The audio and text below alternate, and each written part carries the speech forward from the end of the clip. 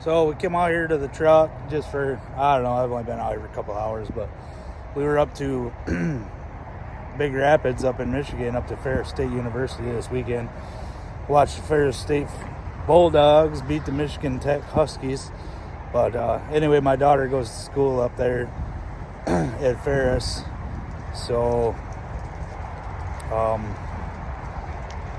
yeah, it was parents' weekend. We went up there and enjoyed ourselves, met some of her friends' parents, and we had a real good time.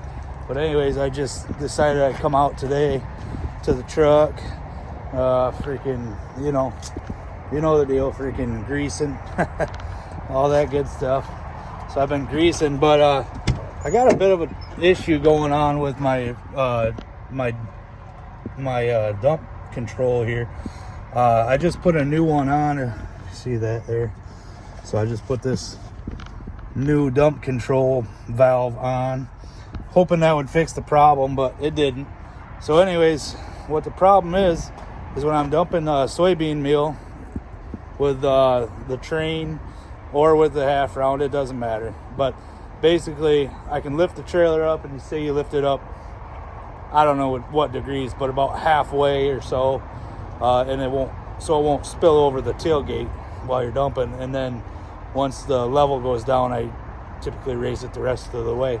But my problem is I can run my PTO, raise it up, dump the first half or whatever you want to call it, but then the controller won't raise the box the rest of the way. It just blows air out of it. So I don't know what's going on, because I used to be able to just stop and then I could raise it again, but my problem is now I have to lower the box way down to almost like a reset and then go back up. But I don't like doing that because it's really hard on the hydraulic cylinder, obviously, when you're still got 8 or 10 ton in there. I don't like doing that. So if you guys got any ideas on what might be going on, let me know in the comments. I was hoping it was the control valve. That's not it. So maybe it's something to do with the actual PTO pump, or I got some type of bad air relay or something in there. I don't know. But anyways, that's what we got going on today. And then I went through and I was going through and on the trailer here and checking tire pressures. And you can imagine, that's fun. There's a lot of tires on this thing. But all the tire pressures look pretty good. Got most everything greased up, but I ran out of grease, so I got to go get some more tubes of grease. We're supposed to have a couple more nice days this week, and I've been getting done relatively early, so more than likely I'm probably going to pick up some grease tomorrow and then finish greasing some stuff and adjust all my brakes on the trailer and stuff like that, and get all that type of maintenance done before snow flies, because unfortunately it's coming.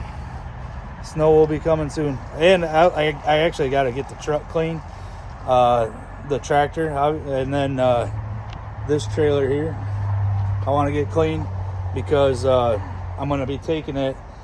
I had a friend of mine that he does a lot of stuff with the community association here in our little town that we live in, and so he asked me if I could bring the truck down this weekend, October 29th, downtown. We're going to take the truck down and do kind of like a touch a truck thing with the kids, and as much as I'd like to take the train, it's just, that's a whole lot of trailer to get in there. And then this trailer here is actually probably going to be a little easier to get cleaned up to where I want it to be, because it's a lot newer, and it's just a lot cleaner already to start with. So we're probably going to get that done, get the tractor cleaned up. Obviously, I'm probably not going to be able to get it all polished and all that stuff, which I would like to do, but no time for that. Well, there's probably time, but not enough time for me to find out how to, for me to do it. So, but that's where we're at. Just getting ready for the week. Start a new week. Running soybean meal like we have been. The truck's been running great. knock on wood. I got a wood steering wheel in there. We'll pretend like I knocked on that. But yeah, the truck's been running real good. I sent in oil sample from basically the first oil change. Well, yeah, the first oil change that I did, I suppose. Motor had about 1,000 miles on it or so. Everything looked good, and then I changed the oil at it must have been about 12,000 miles, maybe something like that. I changed the oil again, and I just sent the oil sample in for that. And then I did add this, and which this thing's leaking too. That's another thing I gotta look at. But I did add this. You can see it. There it is. This it's a AMSOIL bypass oil filter, but it has this port here for oil samples, and I was trying to kind of clock it in a certain way to miss the hood when the hood closes, but now it leaks. As you can see, it's leaking all over, getting kind of nasty. It's just, I mean, it's not a massive leak. You can see on the ground there's a couple of oil spots, but just enough to freaking get crap dirty. So we need to get that fixed up and whatever. But other than that, like I said, truck's been running great. We're not putting a lot of miles on it right now just because I'm primarily just doing the run from Grand Rapids to Delaco. It's literally 40 miles loaded, so it's pretty sweet. I'm convincing the broker to, I think, get a little bit more dedicated to me. I think I've proven my worth, or whatever you want to call it, as far as being reliable. I've been reliable. Their equipment, not the broker's equipment, but the loading facility, rail yard, their equipment has not been reliable. So we've been doing really good with that. I want to stay on it. I told her a couple times now, though, that we do need to seriously consider doing more out of there, because if we don't, unfortunately, I'm gonna have to find something else. It's not the revenue that I need, I guess, weekly. So, but I did talk to her on Friday when the conveyor was yet again broke down, and they do have more product that's scheduled to come out of there, but they've been a little bit reluctant to do so because we have had so many problems with the conveyors and stuff that they're being cautious on ramping up the outflow from that rail yard. But I do have, like I said, I got that other trailer, so they have some stuff that's going from here in Michigan to like Indiana and a couple places in Indiana, and I believe maybe even a little bit into Ohio. So I talked to her Friday about potentially if I could lease on another truck.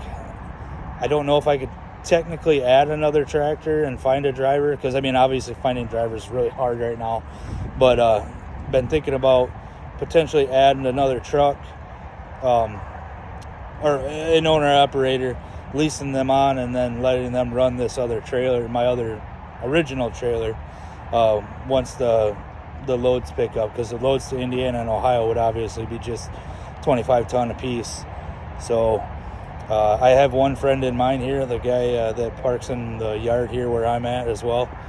He's talked about it before. He would just have to put a wet kit and whatever on his truck, but running the end up, I think I could keep him a little bit more local, regional, I guess. Well, I guess he technically runs kind of regional, but I could probably get him home more during the week than what he's doing with the dry van market right now. So, but yeah, that's what we got going on. I think I'm going to go and enjoy the rest of my Sunday with my family that's at home. Obviously, my youngest is still at college up north, and But my wife and my oldest daughter are at the house, and the dogs and everybody. So I think I'm going to go and enjoy that time with them. And then this week I'm going to try and record a little bit more. I always say that, but I don't know. I just getting this thing rolling has been quite the process to get this new project rolling. So I get kind of wrapped up in that, because obviously at this time my trucking business is number one priority over YouTube. So trying to I feel like if I can get something dedicated, locked in, and I mean, it's a year. They have a year contract right now with it, and they're just looking to up the amount as soon as they can, as soon as everything proves reliable and everything, all the scheduling lines up and everything. They're wanting to add more. So obviously I've been just kind of bending over backwards trying to help all parties involved, myself, the loading facility, the customer that's receiving the product, and the broker. Anything I can do to kind of help. I'm not obviously trying to screw myself over or whatever, because like I said, the rate per mile is awesome or whatever and everything. I need more loads, and they're starting to understand that, and like I said before, they're realizing that I've been proving to be pretty reliable. So I think we're just going to keep plugging on with this, and the more that we go along with it, I think the easier it's going to get. But anyway, there's a video. It's Sunday. I'm dirty, tired.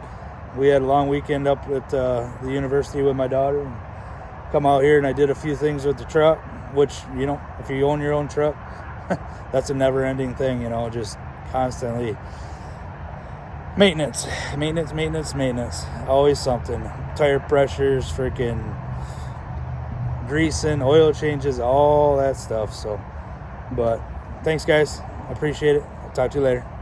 Peace.